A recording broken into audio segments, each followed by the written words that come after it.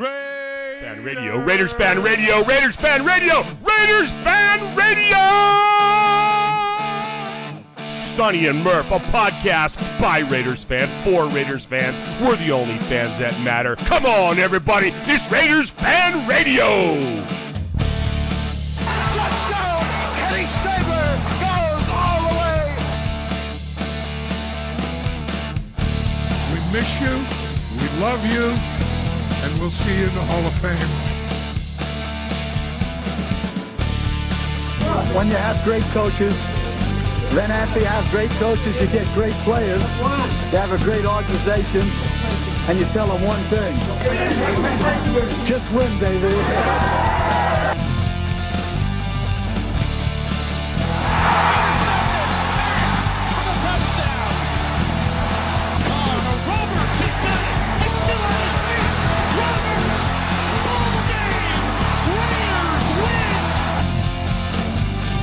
Well, I love this team. I think this team can win. I think this team can win.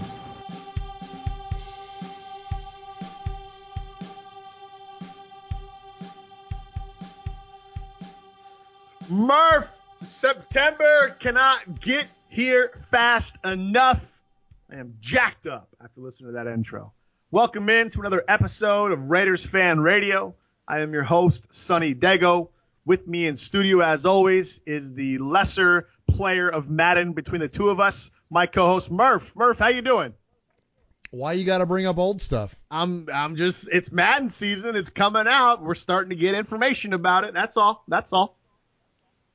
I mean, if you feel like pulling your Madden superiority card boosts your ego enough to where it will put you in a positive enough mood to anchor this show in an appropriate fashion, then congratulations, sir. You are the superior Madden player. And I'm not bitter at all. I'm just saying, you can't deny I was dropping 700 yards passing against you with Derek Carr about a year ago. You're killing me, man. I haven't played. Beat me into retirement. Since we ran the league, we ran a Madden league for 5 years, me and Murf, called West 360, and then West 1. Ran it for 5 years. We traded off in the Raiders every other year. I was the only one to win a Super Bowl in the league with the Raiders. Thank you very much. But we got so burned out on Madden, I sold my Xbox. Josh still had it, or you still had it, Murf, but I think you stopped playing as well. But after not playing for several months, man. I sold Madden. I haven't had Madden since. Yeah. I had Madden 17 for a couple of months just to play some MUT and I had it too, do some online games and all that. But yeah, I'm hyped, man. I'm gonna buy an Xbox, and it's just gonna be my Madden machine, and that's it. So I'm hyped. Anyway, welcome in to Raiders Fan Radio. Uncle Mark, where can people find information about Raiders Fan Radio? Hey, boys and girls, this is Uncle Mosh. That's right. Somebody actually claims Sonny and Murf. These two. Check them out on their website, RaidersFanRadio.com. You can friend them on Facebook at Raiders Fan Radio, or you can like their fan page at Raiders Fan Radio Podcast. Hey, I don't tweet. I don't even know how to use a Twitter, but they do. You can tweet them at Raiders Fan Radio. Call them. Leave a voicemail if you want. Go old school. 909-345-3346. That's 909-345-3346. Hey, do this. Please subscribe and rate Raiders Fan Radio on iTunes. You can listen to the show on all podcast services like Stitcher, TuneIn, Podcast Addict, and many, many more. Okay, am I done? Did I say all the stuff I was supposed to say? All right, I'm out of here. All right, thanks, Uncle Mosh. All right, Murf, we got a jam-packed show this evening. We're recording at nighttime. Usually we record in the morning, but this is a throwback to how we used to do it, right? So this is fun. We got 5 topics we're going to cover. I'm gonna throw a bunch out there. We'll talk about them, move on, and we'll see how long this takes us to get through this day. Huh? You got to go to bed anytime, there, old guy, or what? How long we got? No, I'm actually good. It's 10 o'clock, and I'm feeling hype. You sure? Yeah, man, I'm good. You go drink some coffee to stay up. Well, I drank some coffee earlier when I was at church. We have a little wing of our church we call Coffee Church, where you can go in and you can watch the pastor on a video board and drink coffee. And so I had plenty of coffee at church. So I'm wound up, and I slept in today after getting up super early all this week, and I slept in. So now I'm in good shape. All right, good. I don't want to. You need to get something to eat. I know you had dinner like 7 hours ago. So are you okay? Which dinner? Come on, we're half Sicilian, man. We have like 3 dinners, man. First dinner. I like hanging out. There's the pasta dinner, then there's the salami and cheese and bread dinner, and then then there's the go back and have cold pasta dinner, and then there's the I'm getting ready to go to sleep. Then there's you pass out on the couch for 10 minutes, you wake up dinner. Dude, what is it? Okay, listen. Let's veer off topic for just a half a second. Let's for real. I got a legit physiological question for you, okay? Okay. And I don't know if this pertains to us Sicilians exclusively or not. I'm sure not. I'd be willing to guess that there are many of us that are afflicted with this. Why is it that when I get stuffed full and then fall asleep on the couch and sleep for an hour, I wake up starving, like I've never eaten before in my entire life? I could eat a pound of pasta and take a nap and wake up and ready to eat 6 boxes of raviolis. Does that happen to you? Sicilians are one of the only nationalities that actually burn more calories sleeping than they do when they're awake. This is because we snore so freaking loud. We burn more calories as we're sleeping. I don't know, man. And we're not intaking anything while we're sleeping. Because if we're awake, if our eyes are open, we're putting something in our body. Drinking sauce or doing whatever and stuff like that. Anyways, let's talk about the Raiders. I digress. All right, Murph. Topic number 1. Remember when the Raiders? Well, you gonna give us a rundown? No. Topic number 1. Here we go. Topic number 1. We got 5. I'll give you the topic number 1. Here's your rundown. We got 5 topics. Topic number 1. Here we go. Remember when the Raiders weren't anything, right? Over the last 14 years, nobody talked about them. When they did, let me rephrase this. Nobody talked about them in a good way. Everybody was like, the Raiders, they suck. Jamarcus Russell, laughing stock, whatever. Well, now you're starting to see more Raider gear on the streets. You're starting to see more Raider gear on Amazon.com and featured on Amazon, and you're starting to see more Raider gear in the stores. You're starting to see more people on NFL Network talking about the Raiders. And this week, I think, was the crowning moment of all of the talk. Nate Burleson was quoted as saying, is this on Good Morning Football or something? Or is this just in NFL Network's Good Morning Football? Yes, you're correct. Okay, all right. Thank you Love for that helping show. me It's a clarify great for morning listeners. show. Yeah. NFL Network's Good right. Morning Football. He was actually quoting one of his friends who said this, by the way. The Patriots dynasty started and now will stop with the Raiders. Let me repeat that. Nate Burleson, former wide receiver in the NFL, on NFL Network's Good Morning Football. The Patriots dynasty started and will stop with the Raiders. Now, what he was insinuating is that the Patriots dynasty started with the tuck rule, with the tuck game, right? When the AFC Championship game, Woodson comes around the corner in the snow game, strips Tom Brady, Beaker recovers it, the referees, the Patriots basically, the referees overturned it. Brady goes on to win the Super Bowl, and that starts now, what has this been, 16 years of the Patriots being the, whether you wanted to like it or not, the creme de la creme of the NFL, right? Now, last year, the Raiders, remember we talked about this, the Raiders were moving in the direction to face the Patriots in the AFC Championship game and have the chance to knock off the Patriots, to dethrone them and start their dynasty run, right? You can go back and listen November, those late November, early December episodes we did. We talked about this heavily. And then we all know what happened December 24, 2016 will live in infamy, much like December 7th, 1941 does in my mind. Derek Carr goes down, right? I'm not trying to insult anybody in the service, but the Christmas Eve, I will never forget where I was. Derek Carr broke his leg. Anyway, So we've known this for a while, right? We in Raider Nation, you as a fan, you listening as a fan, you've known, and I think a lot of us have wanted this. We have wanted the Patriots. We don't want the Patriots to fall off. We want to knock them off, right? We want to beat them in Foxborough on a snow freaking day, 40-0. Maybe Brady gets hurt. Maybe it's not serious. Maybe he recovers well. Whatever happens, right? We want to knock the Patriots off. Do we want get into Super Bowl, right? You know what I'm saying? Let me hold on. Let me finish my thought real quick. Let me finish. Well, I don't want to interrupt your flow. Let me just ask one quick question. My flow. You're like Enya or Oracle Flow. Go ahead. Would you rather knock off I want to beat him in New England, Foxborough, over knocking off the Donks in Denver? 100% Patriots. We've already beat the Donks. Really? Okay. All right. 100%. Anyway. Okay. Totally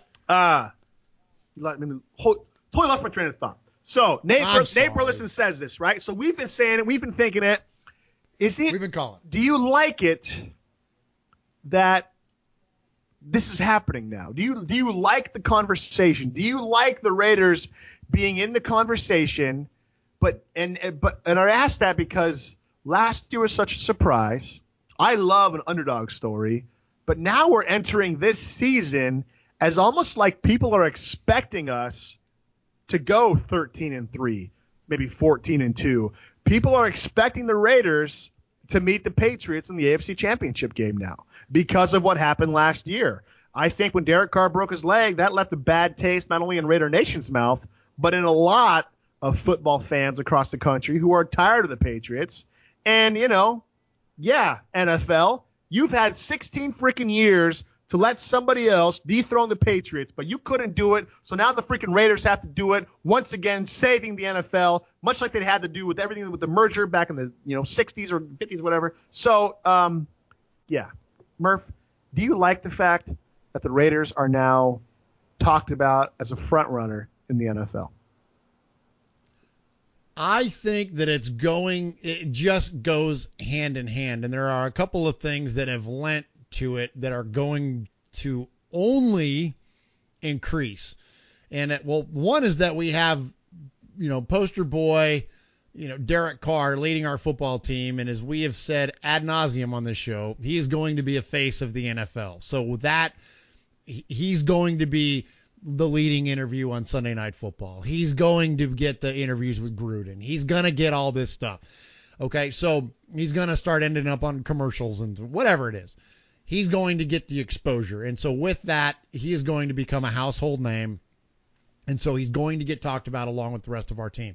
So, but with him getting hurt last year, it almost like it primed the pump a little bit. And what I mean by that is that the Raiders had a chance to, in casual fans' mind, not us as Raider fans, us as Raider fans have seen this build coming from the draft of Mack and Carr and Jackson and all the wonderful positive things like Bruce Irvin and Michael Crabtree and all the things that have happened to our team. We've seen this swell of positivity and good play, and we know that it's there. But the casual fan doesn't. The casual fan would have thought the Raiders came out of nowhere last year. Okay, if we'd ended up in the AFC Championship game last year like we should have, if Carr doesn't go down, it would have been, wow, the Raiders, man, boy, they, worst to first. Yeah, where'd they come from? I can't believe they're, yeah. Where'd they come from, right? Well, now with Carr going down and us losing that opportunity, but yet making the playoffs still, we kind of showed up on the radar. So now, yes, everyone is going to talk about us. And the other side of it is this: there isn't anybody else. Like, everybody else is in some sort of flux that leads to them not being a direct competitor with the Patriots. And I think that it's a double-edged sword because, you want to be the best, you got to beat the best. And we want to be the, for lack of a better term, we want to be the man, right? Like, we want to be the team. Like, that we want to be it. And there's only one team to go through if you want to be it. So the fact that we're in talks as that team, then I think that's awesome. But who else is there? And is Pittsburgh going to be, that team? Are they going to stay? They certainly have a lot of talent to do so, but I mean, the Colts are the Colts, right? The Titans are still probably a couple of years away from being anything legit. The Broncos have quarterback issues. The Chiefs, Alex Smith can win regular season games, but he's not going to win you games in the playoffs. When you just look around the league, I mean, it's not Miami. It's certainly not going to be the Jets. It's not going to be anybody in the AFC East other than the Patriots.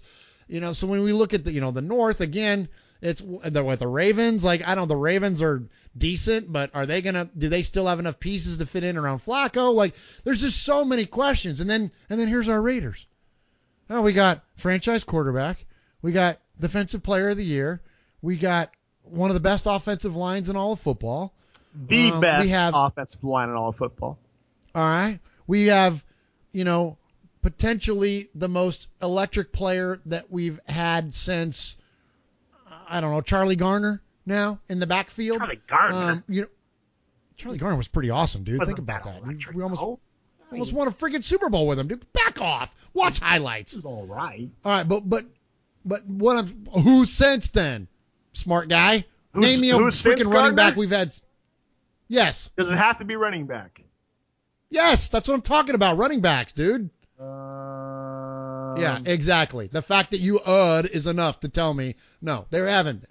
Okay, we haven't had anybody that's of any kind of serious playmaking capability in the backfield since him until now. All right, and now with Marshawn. So it's like we have all of these things that are now showing up, and now, so we are slam dunk on the radar. And the only thing, and again, as we know as Raider fans, there's some questions on defensively, but it's not big enough questions that aren't going to get us in the conversation. And so it's not. Listen, let me say this: it doesn't get me laughed at in my kitchen, anymore. Historically, when I talk about the Raiders, I get laughed at by people in the kitchen because they're like, man, this team, come on, the Raiders, because I'm like, oh, they're going to win a Super Bowl. And they and I get quickly reminded of that, Terrell Pryor was going to be our franchise quarterback too. You know what I mean? There's there's been a lot of illness in the Raiders organization for a long time. So the fact that we're on this positive upswing is pretty darn cool. So, it's just like anything. It's like finding a band, that you really like. I was just going to say it's the equivalent to, when I found I listened to Incubus when it was Fungus Among Us and then Science. And then when they dropped, and I can't even name the album when they dropped, it became famous. That was the song. That one with Drive. That wasn't. I don't know if that was the album name or not. I can go on the internet real quick and search. But yeah, it's the exact equivalent of a band you've loved and followed for years, and all of a sudden becoming famous, and everybody jumps on the bandwagon.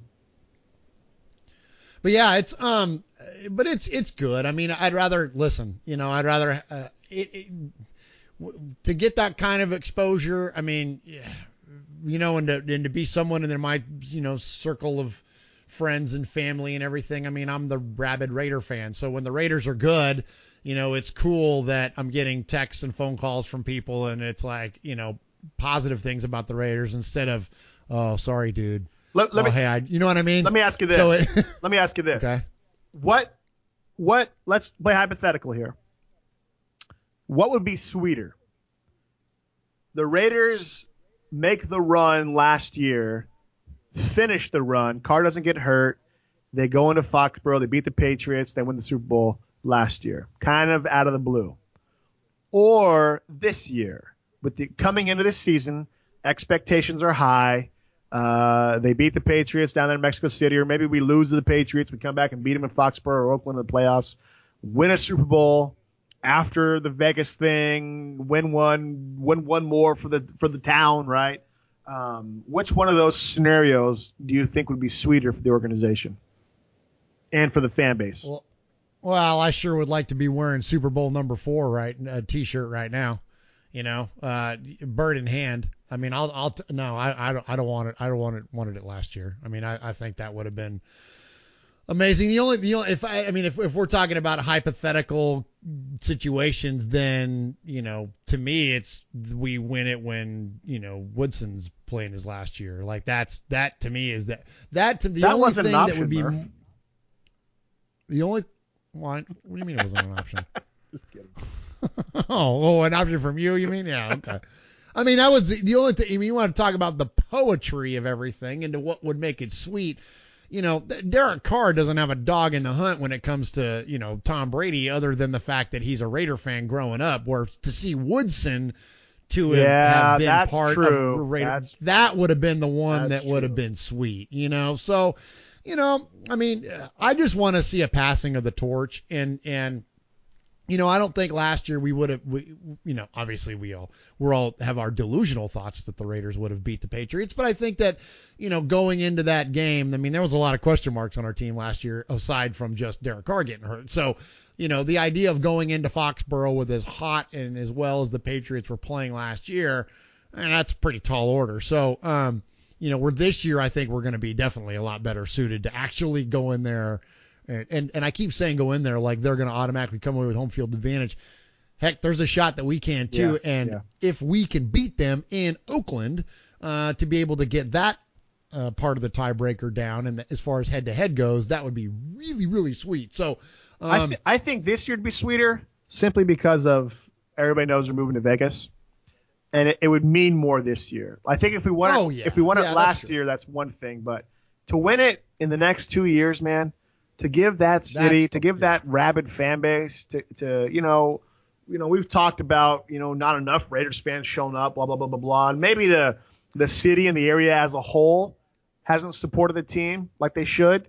But you can't argue that there is a rabid fan base that is better than any other fan base in my eyes that supports the Raiders no matter what. The slogan, at least we're winning in the parking lot, right?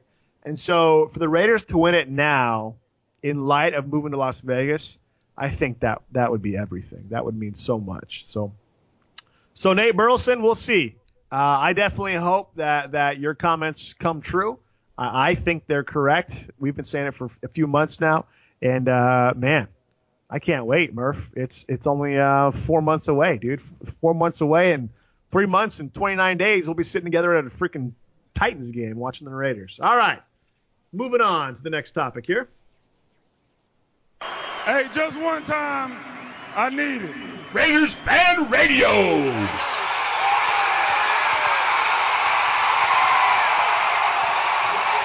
Murph,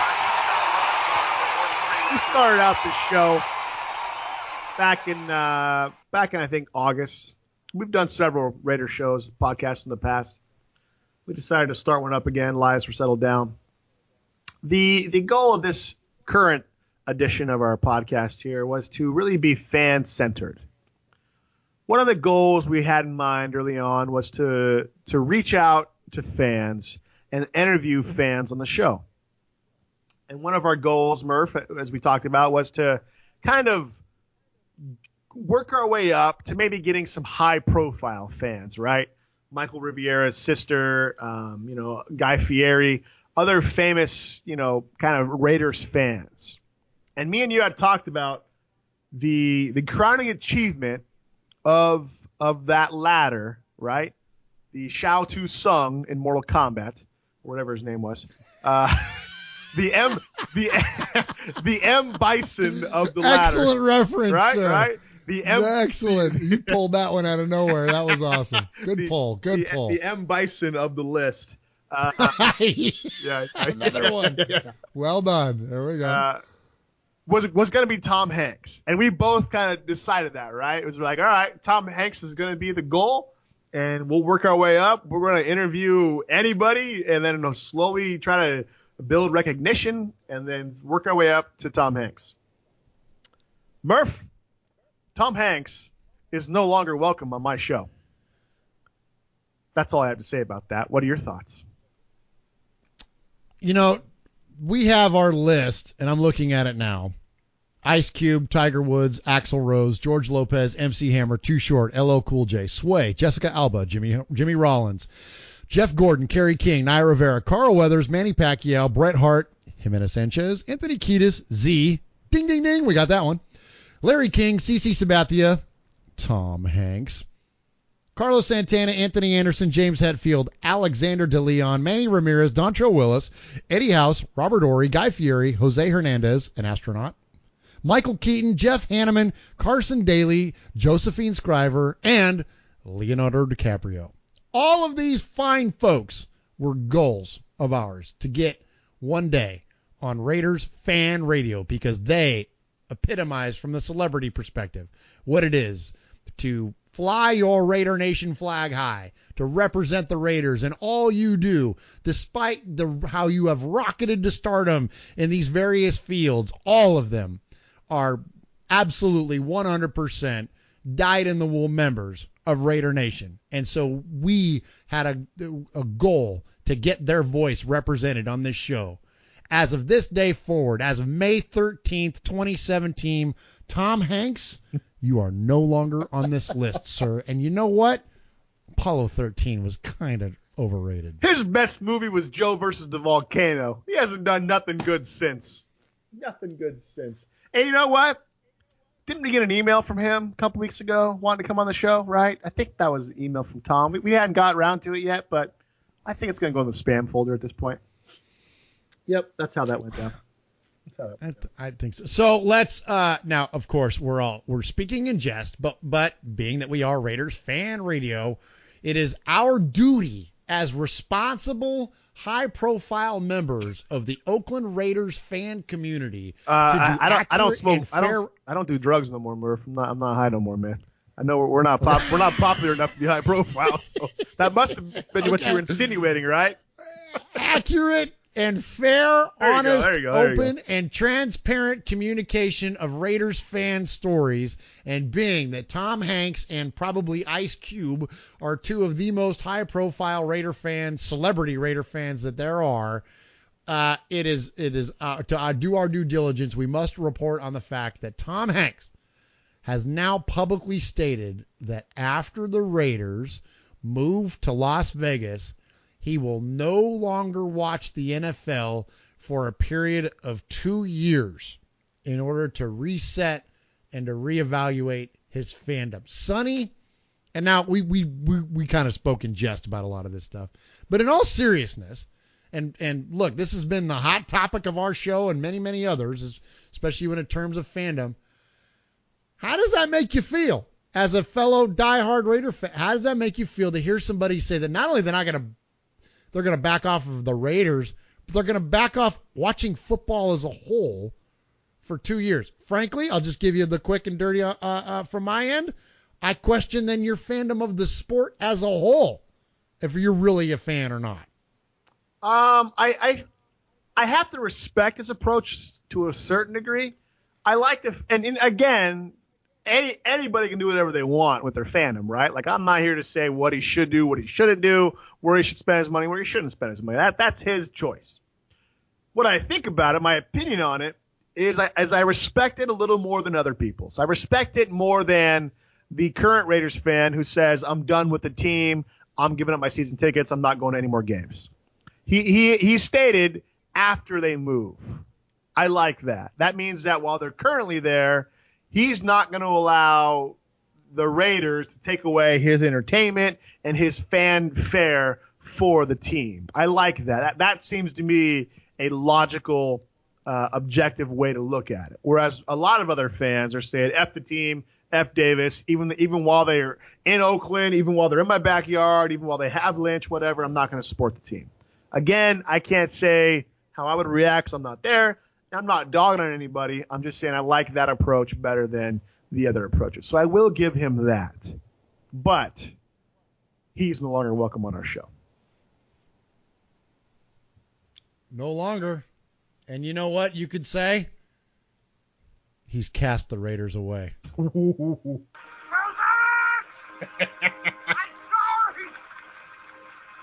Hey, you know what?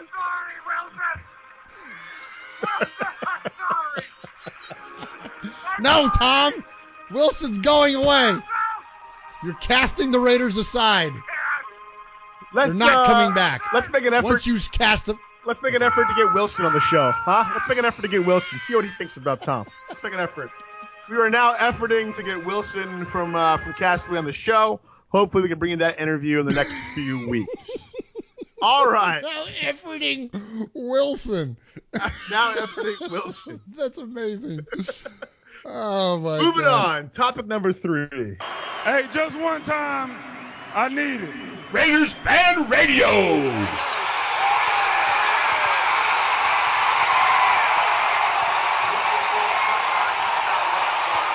You know, Murph, I got 2 young boys. I got one boy who's about 3 years and 10 months old. My other boy is just turned 2. They get along for the most part. They love each other very much. When one wakes up in the morning, when the younger one wakes up in the morning, he can't wait till the older one gets up, and they play and they have fun. When one of them hurts the other one, they says, "I'm sorry," and stuff, and they go hug it out and stuff like that, right? But they fight, and I think having 2 siblings are expected to fight, right?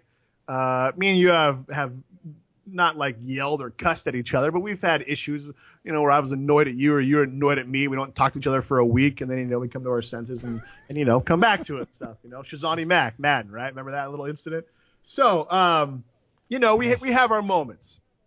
And I think anytime you spend a lot of time with someone, you're going to have those moments. I was in a screamo metal band for 3 years. We traveled all across the West Coast in a van, sometimes for several days at a time, showering in Walmart sinks after sleeping in the parking lot there and stuff, and you have squabbles, and then you move forward. Anybody who's been married or been in a relationship knows exactly what I'm talking about.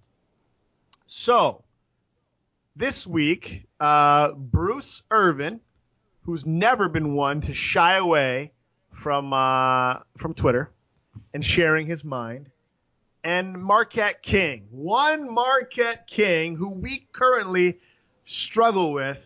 We don't know if we love Marquette King or if we're okay with the Raiders letting Marquette King go. They had a Twitter interaction, Murph, if you will. Marquette King, we all know, took the picture with Talib at the Pro Bowl, pissed off a lot of people in the fandom, in the Raider Nation. And Bruce said something this week on Twitter. He stated, and I quote, "I can play everything, even punter, and I won't take pics with the enemy." Marquette King replied back with the Kermit the Frog drinking tea, which signifies it's none of my business, but, so to say. A lot of comments on this interaction. Was it serious? Was it not serious? Was it Bruce being sarcastic? Did they know about it? Are they playing a prank on Raider Nation? Nobody really knows unless you are Bruce and you're Marquette, right? For all we know, they could have planned this out in the locker room, so they're going to troll all the fan base and the media, and then they do their thing. We all know both of them are very outspoken on Twitter. I believe when the NFL 100 list came out, Bruce Irvin said, this is a pile of blank about it. So what are your thoughts on that? Are you still – I know you struggle with Marquette King and the way he presents himself on Twitter, and everybody has the right to, but, choices have consequences. So, what we think means nothing, but, what are your thoughts on that? Do you think it was a serious interaction, or do you think they were kind of trolling Raider Nation? I don't think that it's a troll, no. I think that it's not big enough to have been premeditated.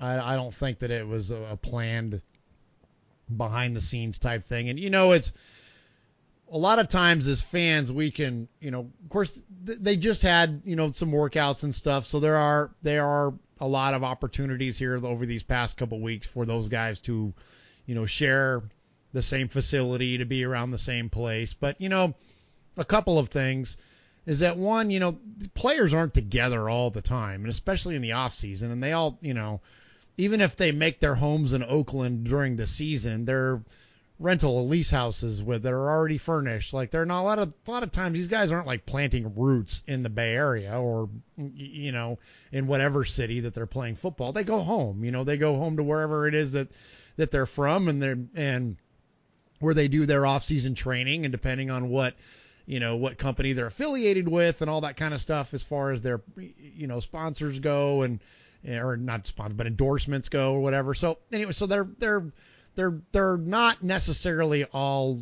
around each other all the time. And then even when they are, they're not attending the same meetings. You're going to have some general assembly meetings with the team, and you could see that when you watch, like Hard Knocks and stuff. You'll see that there are some whole team meetings, but you're working with your unit. You're not only working with your defense, but you're working with your unit. So Bruce Irvin's working with linebackers, and Marquette King is working with special teams people. And then to even draw further separation there, he's working with the kickers. And the kickers, if you've ever been around any type of football team, you know that the kickers operate different. Like, they go to different meetings, they have different meal times, they do their own thing. They're not doing the same workouts. They're kind of on almost, I hate to equate them to what pitchers are in baseball, but it's kind of along those same lines, that they have their separate thing going on from what the rest of the team's doing. So it's not like these guys are hanging out, yucking it up all the time. And I think when Marquette did what he did, if it rubbed you and I the wrong way, and a lot of members of Raider Nation, like, okay, yeah, I know you're all about the joke, Marquette, and yeah, but to do it at the expense of your teammate, and especially when that was kind of a sensitive thing, and especially the way that we kind of got punked on national, and when I say we, I mean we. It wasn't just Crabtree. It was all of us collectively that represent the silver and black that got punked. And so when you make light of that, unless there's already some sort of understanding between you and Crabtree, which there's not, and again, we don't know. We're just fans. We only go, but what the visual clues and what everything tells us is that there wasn't like an understanding. Well, like, this was him essentially taking a shot at Crabtree. And I don't think Irvin appreciated it, just like a lot of us didn't. And Bruce Irvin is not the guy that, one, as you said, is going to mince words on social media or anywhere else. But two, he's not really the guy you need to be pissing off anyways. Like, for a couple of reasons. One is that he pretty much whip your ass. I think, that's not a fair fight, that Bruce Irvin would absolutely annihilate Marquette King in any type of a physical confrontation. But also, Marquette King is yoked though, bro. He got some guns. Oh, please. I mean, he may blacken an eye, but I'm gonna go with Bruce. I'm betting money on it. I'll take Bruce in a second. I think Marquette covers the spread, but I'm going with Bruce. But most importantly, Marquette's the punter. You're the goddamn punter. Bruce Irvin is in So if Marquette kicks you in the nuts, it's over. But as long as he doesn't kick you in the nuts, you have a fighting chance. Is that what you're saying? Yeah. Well, but I don't even mean from the physical confrontation point. I mean from a team, from as a member of the Oakland Raiders.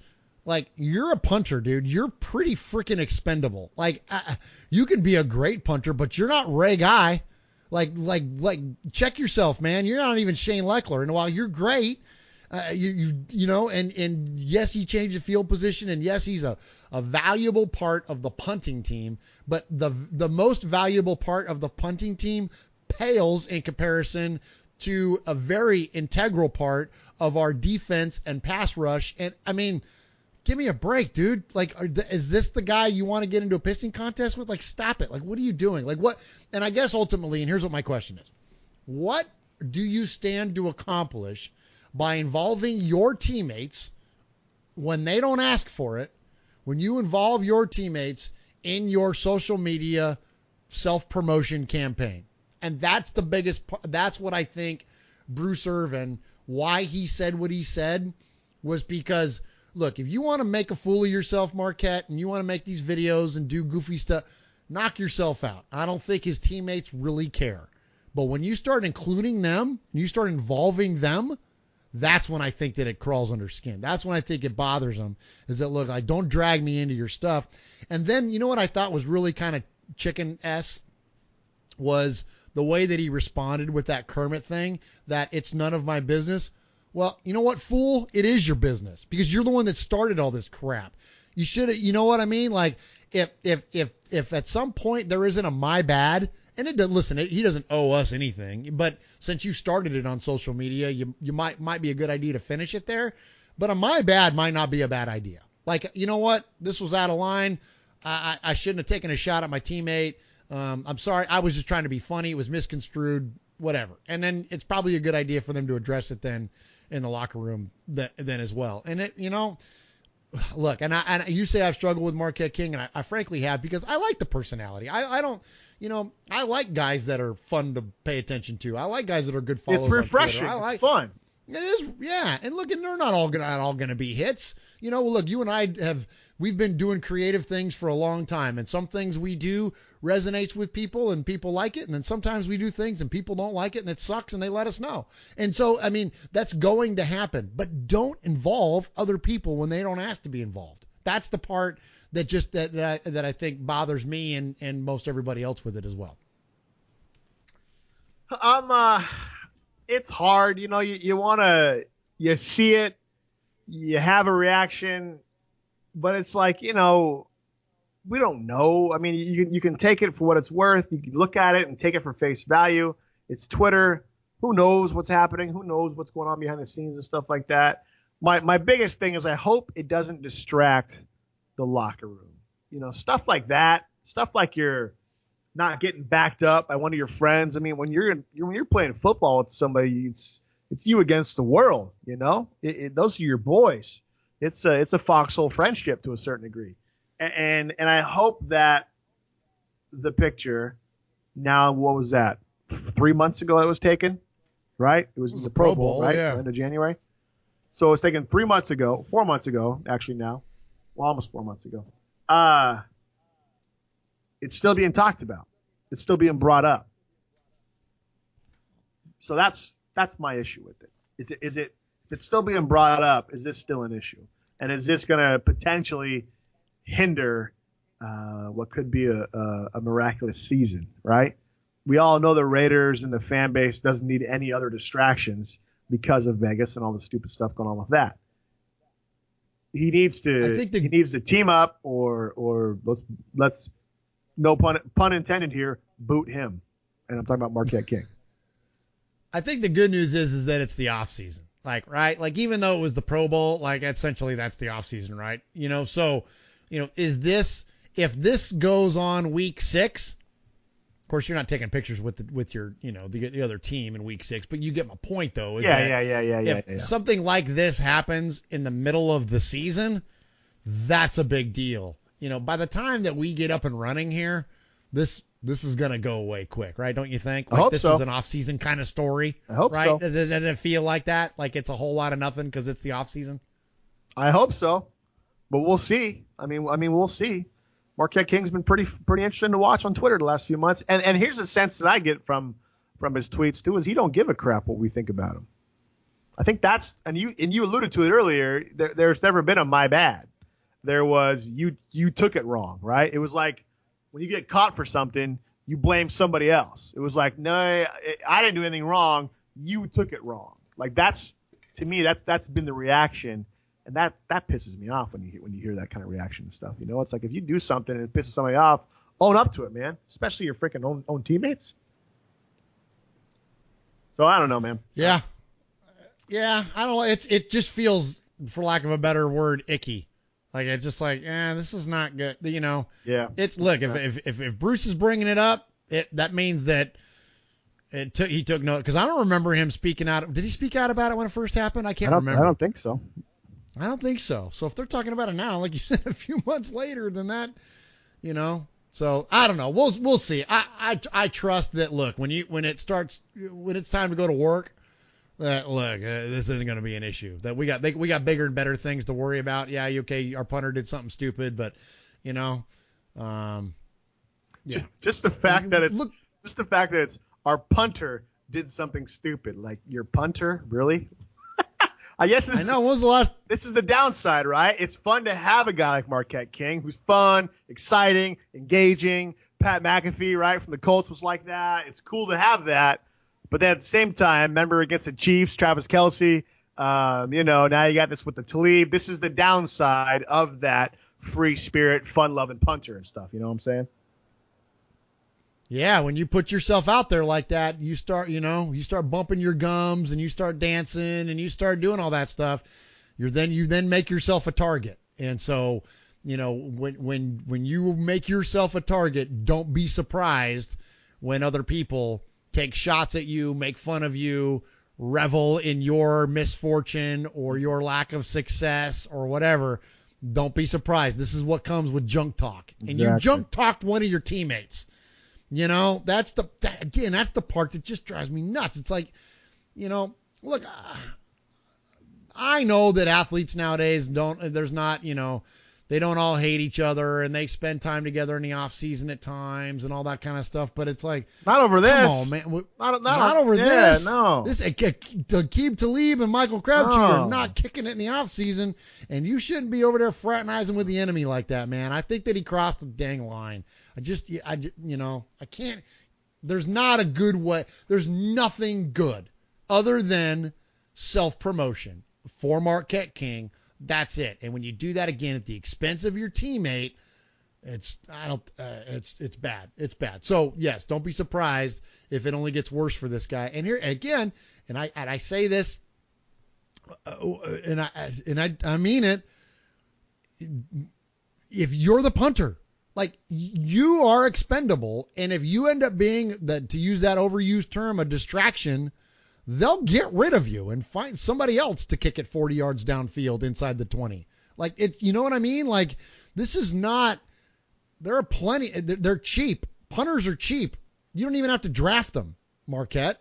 You know what I'm saying? Like, this is not a hard position to fill with the people that are capable. Like, don't do this to yourself, because you're going to end up going out the door. It's just silliness. So stop it. Stop it. Let's move on to something else. Golly. Topic number 4. Here we go.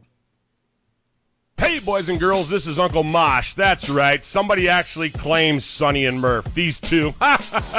Check them out on their website, RaidersFanRadio.com. You can friend them on Facebook at RaidersFanRadio, or you can like their fan page at Raiders Fan Radio Podcast. Hey, I don't tweet. I don't even know how to use a Twitter, but they do. You can tweet them at Raiders Fan Radio. Call them. Leave a voicemail if you want. Go old school. 909-345-3346. That's 909-345-3346. Hey, do this. Please subscribe and rate Raiders Fan Radio on iTunes. You can listen to the show on all podcast services like Stitcher, TuneIn, Podcast Addict, and many, many more. Okay, am I done? Did I say all the stuff I was supposed to say? All right, I'm out of here. Murph, we are big Madden players. We love Madden football. I remember playing Madden back in 1992 on the Sega Genesis, where you could have rain, snow and wind games, or night games, something like that. But it's been a staple in my life for forever. 37 now. I will probably play until my thumbs tell me they have arthritis or carpal tunnel, and I can't play, right? Hopefully at that point we can hook it up to our brains and somehow think it, and it'll happen. Tom Brady is on the freaking cover of Madden 18. And we all know what happens when a person who is on the cover of Madden, every time you load up the game, every time you're waiting for the first few things to roll out, and oftentimes the background will be the cover athlete. It was bad enough last year with Gronk. Now, Gronk's a likable guy, but he's still on the cheat sheets, right? This year, we got to look at Tom Brady's mug every time we load up Madden. Does that make you mad? Like, I love Madden. I'm stoked. I'm going to buy it digitally, so I don't have to have the stupid cover in my house. But, like, back-to-back Patriots? But I guess, is there another choice? Like, they just came back from a freaking, 25-point deficit, beat the Falcons in the Super Bowl? I guess that's good enough, right? Like, was there another option besides Brady to put on the cover, is my question to you. Yeah, Khalil Mack. And frankly, I'm surprised that it wasn't him, because I think that you think that was a bigger accomplishment than him coming back from a 25-point deficit in the Super Bowl? No, but that wasn't your question. That's true. Good point. I think that Khalil Mack, when you look at the way that Madden cover athletes cycle, aside from those stupid years where they did that vote and all that garbage, yeah, when they pick the players, they typically pick a player that was up and coming the prior year or established themselves as a high-profile player in the league. Okay. And so, whether it's a running back like, Sean Alexander or, Troy Polamalu and Larry Fitzgerald or whatever, it was like when these players really start to become the household name, Cam Newton, then they end up on the cover. Well, last year, Khalil Mack, he had been emerging as a dominant player in the NFL, but hadn't had the sack totals or the signature plays and things like that to really define him yet. But last year he did, and when he picked off that pass and ran it into the end zone, into the black hole. That was money. That was money. Oh my gosh. And who was that against? Was Carolina. It's Cam. It was Carolina. Thank you. Yeah, it was against Cam.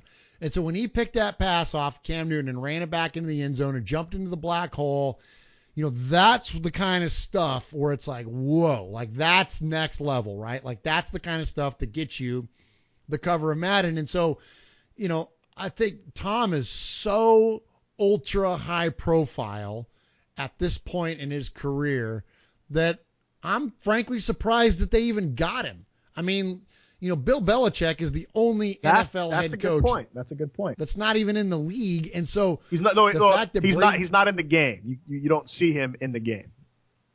Yeah, he's not. I'm sorry. Yeah, his likeness is not represented in the game, and so I'm surprised that they got, because there's a lot that goes with being the Madden cover athlete. There's more than just getting your picture taken, or them taking an existing stock photo of you. Like these guys do appearances tours to promote the game, and they do ads, and they do all kinds of stuff to promote the game and as the cover athlete. And so, frankly, Tom is a little busy being Tom to be the cover athlete. He didn't go to the White House this year because he was on vacation, he does a lot of things to be Tom Brady. He travels with Giselle all over the world and their kids, and there's a lot to Tom Brady of being Tom Brady. And so to be the cover athlete, that's surprising.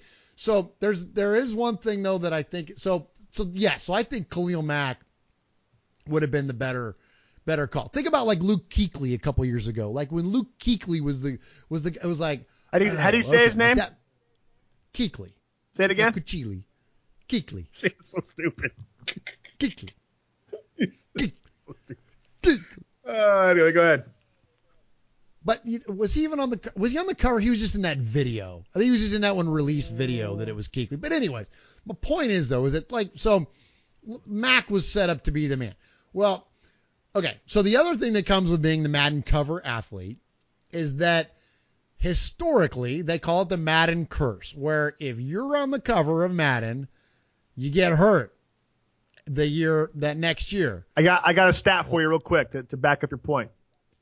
Okay. Because we had a lull there for a while, and then until this last year, Gronk got hurt. But I got a stat for you. So 20 years into the franchise, of the 20 players who've been selected to be on the cover of Madden, 17 have had troubling or abruptly shortened seasons following their cover debut, including several who suffered season-ending injuries shortly after the game hit the shelves. And this isn't just a don't walk under a ladder thing.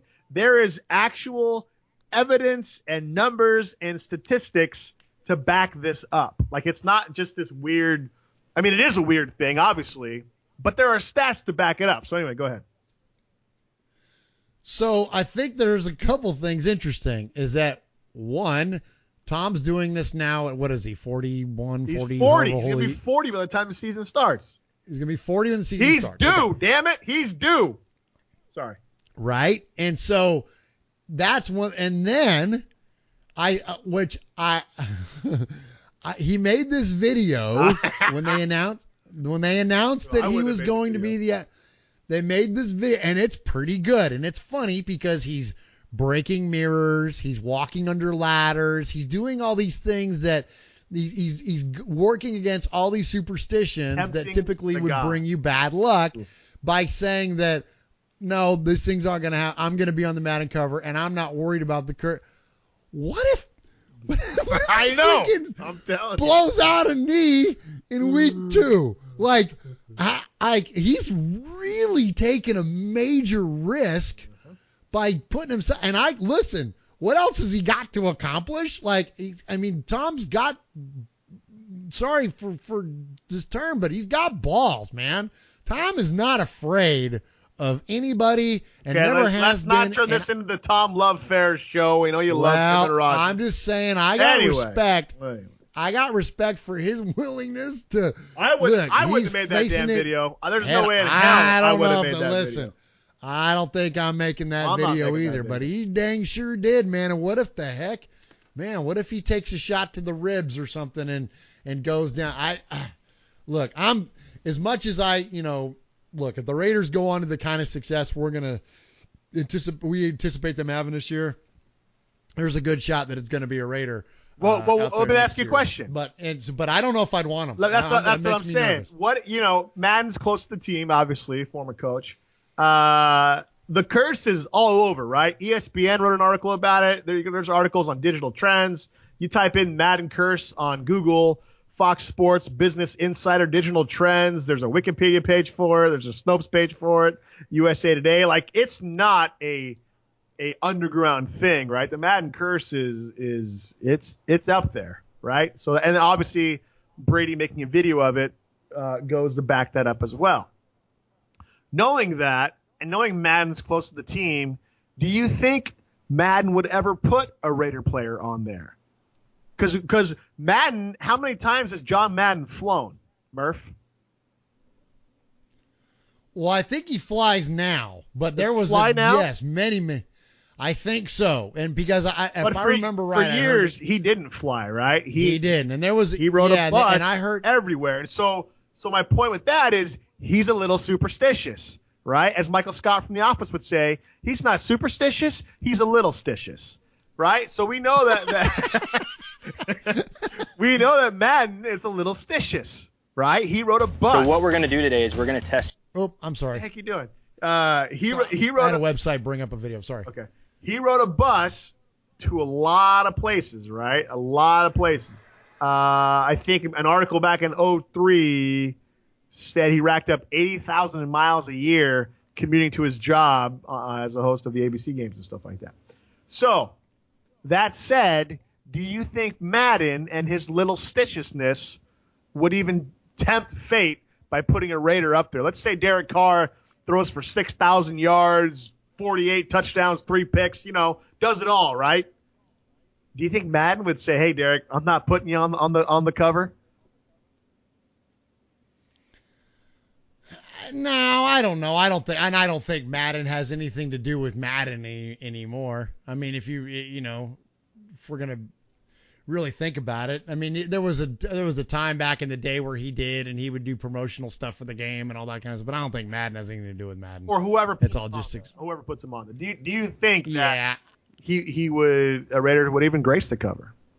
Oh, I think a Raider definitely would. Yeah, I don't think they discriminate by any means. I don't think that they pick any one team over another or anything like that. No, I wouldn't be surprised to see a Raider up on there at all. But it is a daunting thing to think about because the stats are what the stats are. Let me tell you how deep it runs. And here's what I was trying to look up. I was trying to figure out.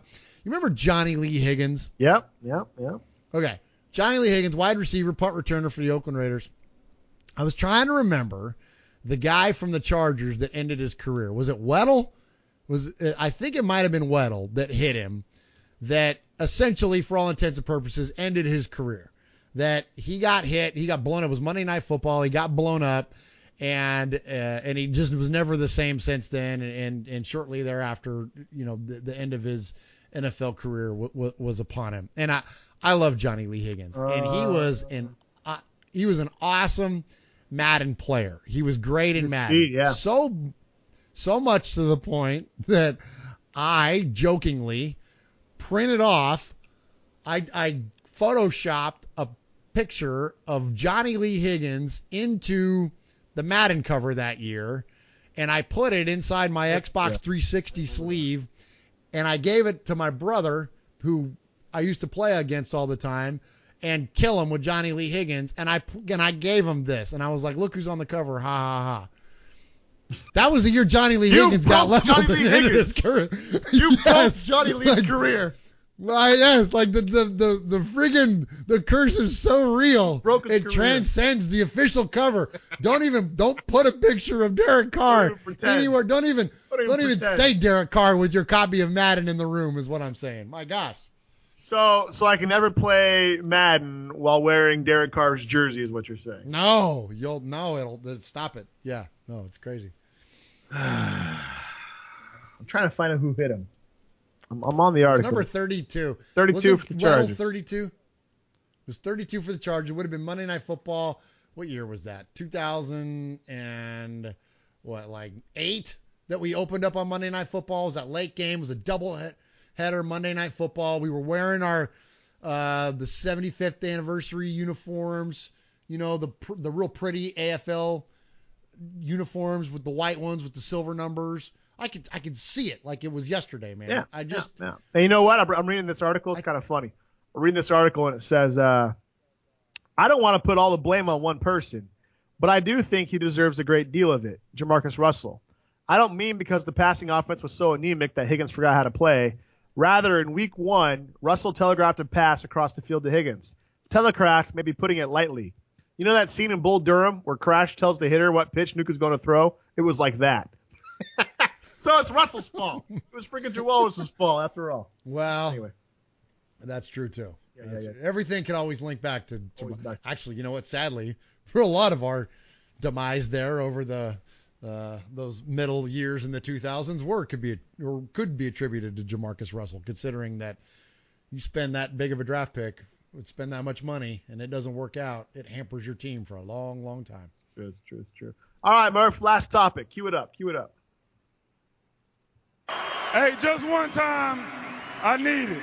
Raiders Fan Radio.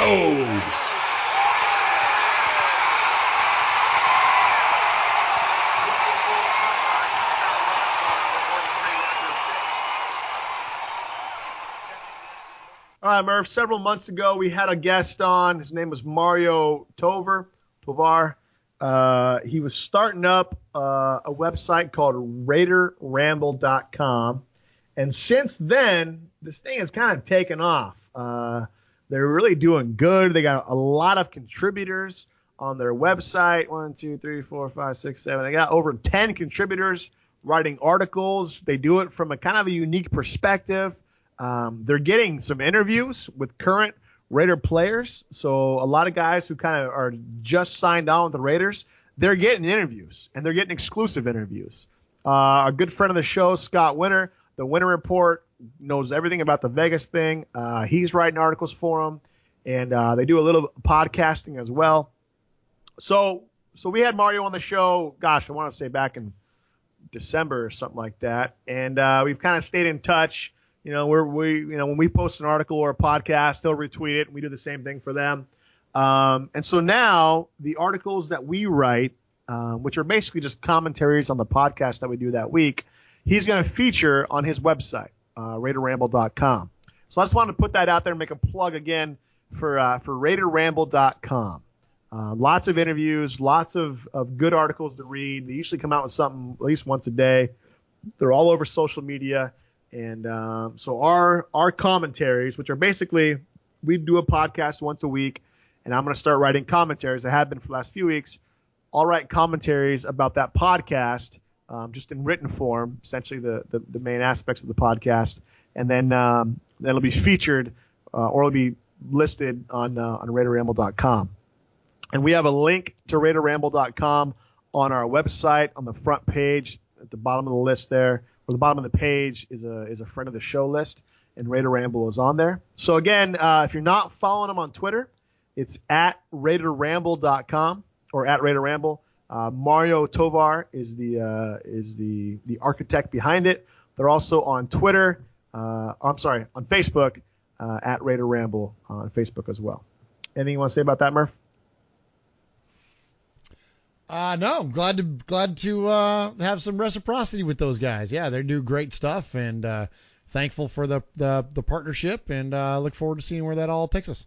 Yeah, it's cool. We were talking earlier today. I think a lot of we're small time, right? We don't get paid for this. They don't get paid. Raider Ramble don't get paid for this. And so I think oftentimes there can be a lot of competition.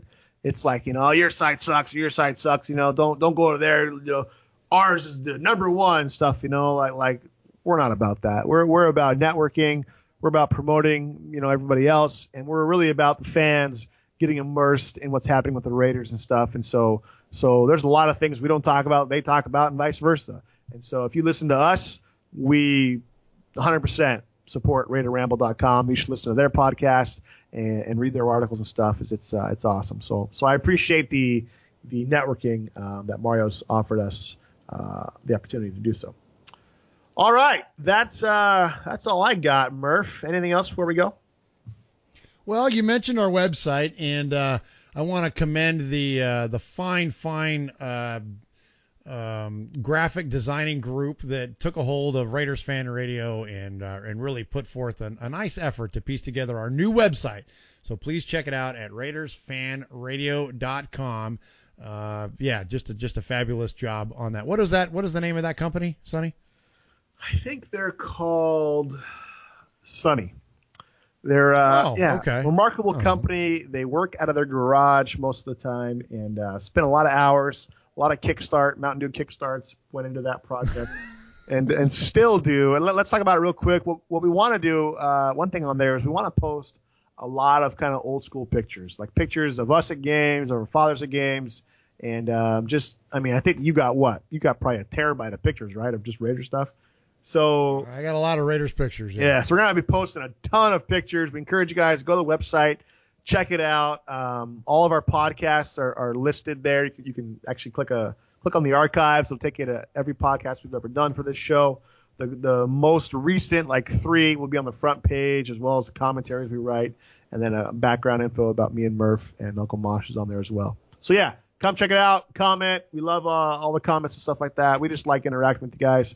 Again, big props to Facebook. At this point, Murph, Facebook destroys Twitter when it comes to fan interaction. We'll post the same exact thing on Twitter and on Facebook, and we get over 100 likes easily within the first couple hours if it's something cool. Twitter will be 2 likes. So Twitter is fast becoming a news feed. Facebook, in our eyes, is becoming the place to interact and have dialogue and conversation. So for all of those who are listening and you're on Facebook, you've interacted with us, we really appreciate that. We again, the Raiders is the context. The interaction is what we all appreciate, right? A relationship demands a context. And so Raider Nation, the Raiders is the context, and the interaction is where it's at. That's what makes all this stuff really sweet. So thank you to everybody who listens to the show. Thank you to everybody who comments on the stuff we post, and all the friends on Facebook. I think it's 1,500 now or something like that. It's kind of nuts. But, good stuff, man. Good stuff. All right, Murph, last thoughts? That's it. Appreciate you having me, and go Raiders. All right, man. Thanks for tuning in. Again, check us out, RaidersFanRadio.com, on Twitter, at RaidersFanRadio, Facebook, Raiders Fan Radio, any podcast directory, iTunes, Podcast Addict, and Stitcher. Find us at Raiders Fan Radio. Thanks for tuning in. Raider Nation, wherever, forever. Fan Radio, Raiders Fan Radio, Raiders Fan Radio, Raiders Fan Radio! Sonny and Murf, a podcast by Raiders fans, for Raiders fans. We're the only fans that matter. Come on, everybody. It's Raiders Fan Radio. Touchdown! Eddie Stabler goes all the way. We miss you, we love you, and we'll see you in the Hall of Fame. When you have great coaches, then after you have great coaches, you get great players. You have a great organization, and you tell them one thing. Just win, baby.